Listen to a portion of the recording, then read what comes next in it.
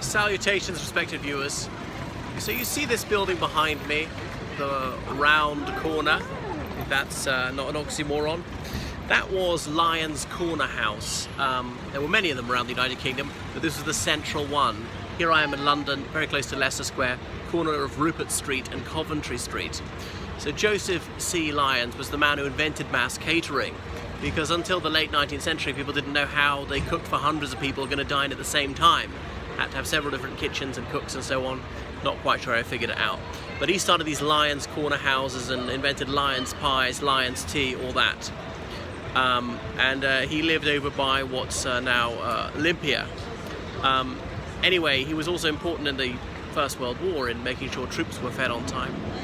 But this is relevant to Bruce Reynolds because this was the first place in London to be open 24 hours. So Lyons went bust in the 1960s as a corner house.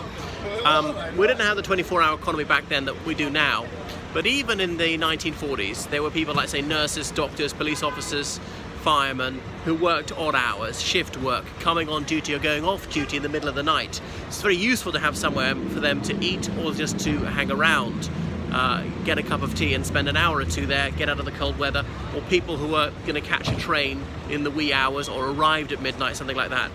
Well, Bruce Reynolds relates how he was called up for national service in 1948 as compulsory military service, and he went to some recruit depot a bit to the west of London. It was shortly after the Second World War, so it was quite a militarised society. Soldiers were walking around off duty in uniform a lot, and almost every man had been in the military. But anyway, he deserted after 2 days. He said that some of his officers had heard that he had been in the Borstal, but said to him, so long as you go straight now, that will not be held against you. There's an opportunity to turn over a new leaf. But he said some pucker boys who had ambitions of being officers themselves showed open disdain towards him, but he returned that disdain with compound interest. Anyway, after 2 days, he'd had enough of this, he decided to hop it.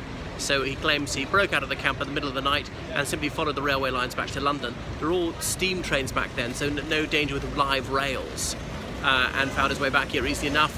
But pretty soon he came here and stayed here because it was open all night, and some of the people there were not doctors, were riff-raff, or there were young thugs wearing big hats, going in groups of 2 or 3, impressing the ladies who were very witty, very self-assured, and he aspired to be one of them.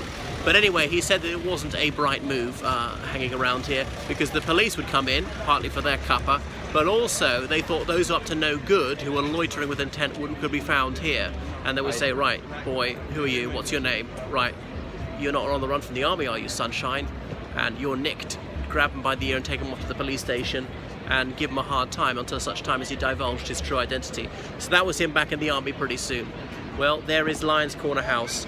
It did not serve alcohol because that was a different licence, and pubs had to close at 10 o'clock in the old days. Now it's 11 usually, and there's no way you would have got a 24-hour alcohol licence. It would have just been asking for trouble serving alcohol in the middle of the night. But anyway, by the 60s this sort of thing was old hat. It was a different era, and it's since shut down. That's it, the former Lyons Corner House.